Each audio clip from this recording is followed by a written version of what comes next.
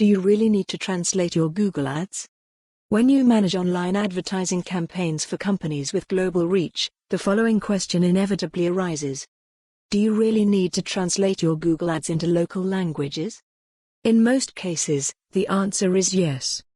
Unfortunately, or perhaps fortunately, Google Ads won't automatically translate your ads for you. If you create an ad in English and then select Spanish as your target language, your ad remains in English, but it will target Spanish speakers. And unless those Spanish speakers also understand English, your English language ad won't get much traction. In my experience, center rates are consistently, and often substantially, higher when ads are written in the local language instead of English. For example, here's what happened in one client account from mid-July to the end of October last year. As you can see, click-through rates were twice as high in the translated ads as the English ads in some cases.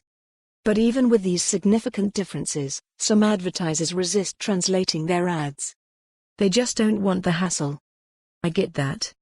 But it's not as difficult as you may think, especially if you plan carefully.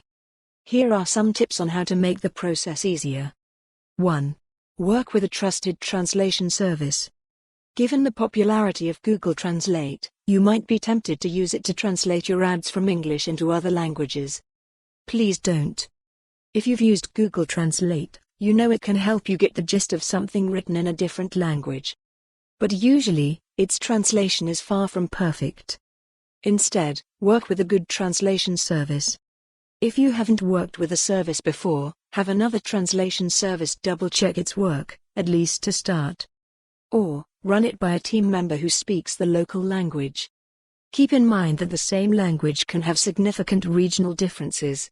Spanish in Spain will differ from Spanish in Mexico, for example. So make sure you're working with local speakers. 2.